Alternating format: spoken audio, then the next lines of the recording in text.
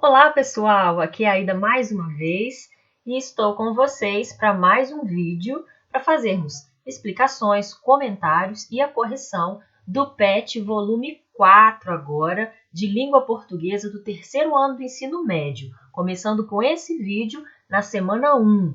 Vem comigo! Bom pessoal, a atividade dessa semana começa com um pequeno parágrafo aqui falando da semana de 22 e o modernismo no Brasil. Então, resumindo aqui, o que foi essa semana de 22? É a Semana de Arte Moderna, que ocorreu em São Paulo, no Teatro Municipal, dos dias 13 a 18 de fevereiro de 1922. E ela é considerada como o marco introdutório do modernismo no Brasil, tá? O objetivo dessa semana era renovar o ambiente artístico-cultural e mostrar o que havia de novidade na escultura, na dança, na arquitetura, na música, na literatura brasileira. Então, não foi um evento aqui apenas de literatura, foi um evento artístico muito importante porque foi aqui uma grande exposição da arte com uma visão mais modernista no Brasil, ok? Seguindo, então, nós temos a primeira atividade, tá? A primeira atividade fala assim, ó, pensando um pouco no contexto, lembre-se de suas aulas de história e de suas leituras em jornais e livros didáticos, ou seja, o pano de fundo da existência da Semana de 22. Como você consegue perceber por seus conhecimentos adquiridos ao longo do ensino médio, havia um grande alvoroço no entorno dessa ação modernista, tanto em nosso país quanto no mundo. Cite e descreva quais seriam os movimentos históricos mais evidentes nesse período, na Europa, nos Estados Unidos e no Brasil. Então, tem muitas coisas que vocês podem falar aqui em relação ao contexto histórico dessa época, tá? Eu listei algumas coisas aqui que vocês podem considerar ao elaborar a sua resposta aqui para esta atividade, tá? Vamos dar uma olhadinha aqui no que nós temos, tá? O modernismo ele surgiu no período temporal que separou a Primeira Guerra Mundial da Segunda. A Primeira Guerra Mundial terminou em 1918, né? E a Segunda começou em 1939. Nessa época, muitos movimentos nacionalistas estavam acontecendo ao longo do mundo, então tanto na Europa quanto nos Estados Unidos, quanto no Brasil. Muitos conflitos, revoluções e transformações sociais profundas estavam acontecendo. Isso por quê? Por causa do processo de industrialização também, porque vários avanços tecnológicos estavam surgindo. O declínio da Europa e a ascensão dos Estados Unidos à condição de principal potência mundial, tudo isso muito em decorrência do resultado da Primeira Guerra Mundial, né? E no Brasil, a República Velha, que é aquela política do café com leite, né? Alternância entre governantes de Minas e de São Paulo no poder, né? Estava chegando ao fim, estava perdendo forças.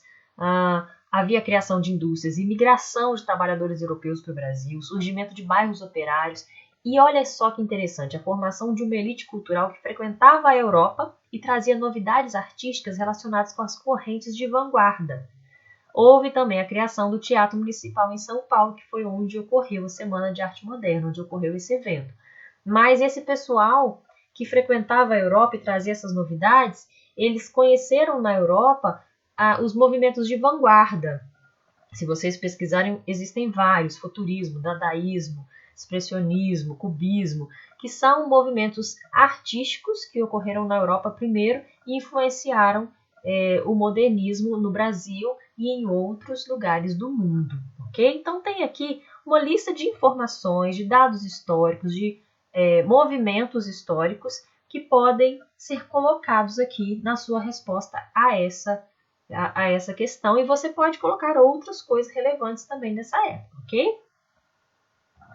Seguindo então, tá falando um pouquinho dos principais artistas envolvidos na Semana de Arte Moderna. Anita Malfatti, Villa Lobos, Manuel Bandeira, Ronald de Carvalho, Menotti Del Picchia, Oswald de Andrade, Vitor Brecheret, de Cavalcante, Guiomar Novaes, Mário de Andrade, dentre outros. A literatura teve uma robusta contribuição nessa semana e seus textos foram lidos, declamados e replicados por anos, provocando uma onda literária revolucionária que alcança quase os dias atuais. Aqui a gente tem um dos textos que foi lido na Semana de Arte Moderna, que é o poema Os Sapos, do Manuel Bandeira, tá? Ele é do Manuel Bandeira, mas ele foi lido pelo Ronald de Carvalho, tá? Eu vou ler para vocês e a gente vai fazer uma interpretação aqui desse poema, ok? Enfunando os papos, saem da penumbra, aos pulos os sapos, a luz os deslumbra. Em ronco que a terra, berra o sapo-boi, meu pai foi à guerra, não foi, não foi. O sapo tanoeiro, parnasiano aguado, diz, meu cancioneiro é bem martelado. Vede como prima em comer os hiatos, que arte, e nunca rimo os termos cognatos. O meu verso é bom, frumento sem joio, faço rimas com consoantes de apoio. Vai por 50 anos que lhes dei a norma, reduzi sem danos a formas a forma. Clame a saparia em críticas céticas, não há mais poesia, mas há artes poéticas. Urra o sapo-boi, meu pai foi rei, foi, não foi, não foi. Brada em um assomo o sapo tanoeiro, a grande arte é como lavor de joalheiro. Ou bem de estatuário, tudo quanto é belo, tudo quanto é vário, canta no martelo. Outros sapos pipas, um mal em si cabe, falam pelas tripas, sei, não sabe, sabe. Longe dessa grita, lá onde mais densa a noite infinita veste a sombra imensa, lá, fugido ao mundo, sem glória, sem fé, no peral profundo e solitário é, que soluça trânsito de frio, sapo cururu, na beira do rio. Bom, então o que a gente tem aqui nesse poema? Primeiro, a gente pode observar que o poema ele é todo com uma métrica regular, ou seja, os versos têm, primeiro, as estrofes todas têm 4 versos, os versos têm o mesmo número de sílabas poéticas e seguem uma rima regular, sempre o primeiro verso rimando com o terceiro, o segundo verso rimando com o quarto. Isso é algo valorizado pelos poetas parnasianos. O que são os parnasianos? Eram os poetas que tinham aí um estilo literário anterior ao modernismo. E eles valorizavam muito a forma, as palavras mais formais, palavras bem elaboradas, uma poesia muito bem trabalhada, vamos dizer assim. Algo que os poetas modernistas criticaram, algo que os poetas modernistas queriam inovar. Então, o Manuel Bandeira faz aqui uma sátira, ele faz uma ironia, porque ele mantém no seu poema uma forma parnasiana, mas o poema é metalinguístico, ou seja, ele está falando sobre poesia, porque ele está criticando os parnasianos. Os sapos aqui, na verdade, são os parnasianos, pelo menos aqui. O sapo-boi, qual outro sapo que a gente tem aqui? O sapo-tanoeiro e os sapos-pipas são parnasianos, porque ele está aqui criticando, parnasiano aguado, né? Fala que eles comem os hiatos, não rimam os termos cognatos, está falando tudo aqui das formas que são valorizadas nas poesias parnasianas. E eles chamam de grita, a reclamação dele é como se fossem os parnasianos, criticando a poesia modernista e valorizando aquelas características parnasianas, são como sapos coachando para os modernistas, ok? E no final do poema aqui ele fala que lá no esquecido, no meio do mato, na beira do rio, está o sapo cururu, quer dizer, o modernista, ele está separado dos outros, ele não é ouvido pelos outros, né? Ele está soluçando com frio, sozinho, lá na beira do rio. Então, o modernista ele não está incluído aqui, né, como um poeta valorizado pelos parnasianos, ok? Então, é um poema que foi assim muito fortemente, né, entoado, vamos dizer assim, na Semana de Arte Moderna, porque ele fala muito da postura modernista em relação aos parnasianos, ok? Coloquei aqui alguns significados de algumas palavrinhas para facilitar o entendimento para vocês. Vamos à questão, então.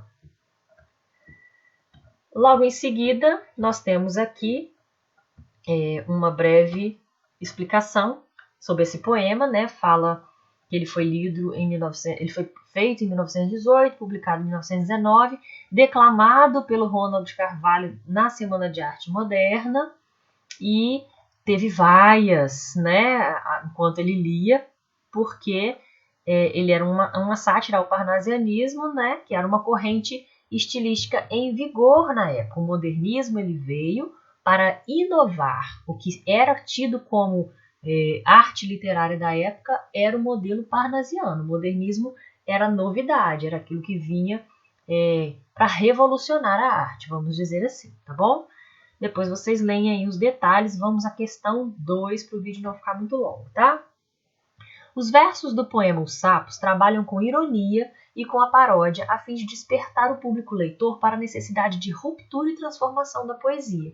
Retire do poema trechos que possam corroborar com essa afirmativa, lembrando que as figuras de linguagem citadas se propõem ao deslocamento do texto modelo, ou seja, há no poema uma explícita intenção de sarcasmo, zombaria, caçoada, sátira, arremedo e imitação burlesca. Ou seja, é para a gente retirar do poema trechos que confirmam que o Manuel Bandeira fez esse poema de maneira proposital para ser irônico, para ser sarcástico, para zombar dos parnasianos, ok? Então, coloquei aqui algumas informações. Manuel Bandeira ele utiliza em seu poema a métrica e a rima regular ao estilo parnasiano. No entanto, chama os poetas parnasianos de sapos, comparando suas críticas ao coachar desses animais. Usa termos como parnasiano aguado, falam pelas tripas e grita para referir aos parnasianos e às suas críticas literárias.